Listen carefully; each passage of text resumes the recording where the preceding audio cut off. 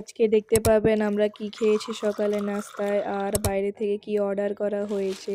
তো সেটা দেখার জন্য অবশ্যই সাথে থাকবেন।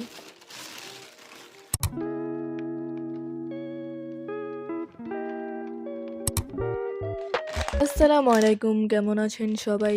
Welcome to Salma Shakila blog. আজকের ব্লগটা সকালে শুরু করলাম। তো আম্মু সকালে নাস্তার জন্য এই ফ্রোজেন পরোটাগুলোকে হালকা প্যানে তেল ছাড়া ভাজি করে নিল।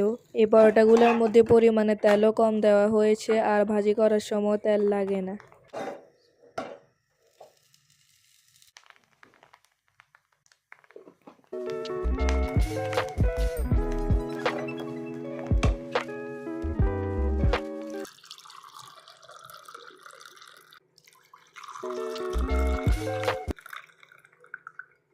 গরু গোস্ত দিয়ে পরোটা খেলাম, সাথে ডিম আর চাও ছিল। পরোটার সাথে চা না হলে হয় না কি আবার। আপনারা নেক্সট ভিডিওতে আম্মু রান্না বান্নার ভিডিও পাবেন, কিভাবে আম্মু মুগের ডাল দিয়ে কলমি শাক রান্না করেছে। আরও দেখবেন কুয়েতে সাগর মাছ কিভাবে রান্না করেছে।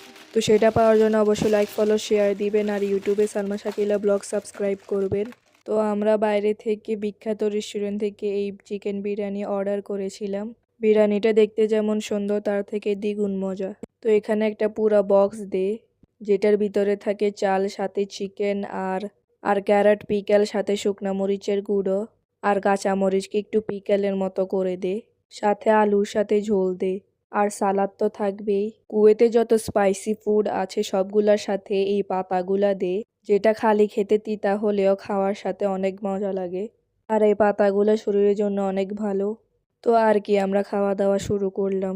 এই বিরিয়ানিগুলো চিকন চাল দিয়ে করা হয়েছিল, দেখতেই পারছেন কতটা সুন্দর লাগছে।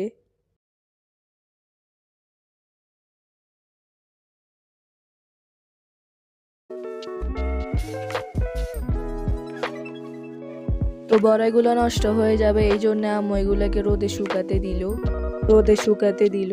কুয়েতে এখন সামার চলতেছে, এই জন্য প্রচন্ড গরম বাইরে। এত গরমের মধ্যে বড়াইগুলো দেওয়ার সাথে সাথেই শুকিয়ে যাবে।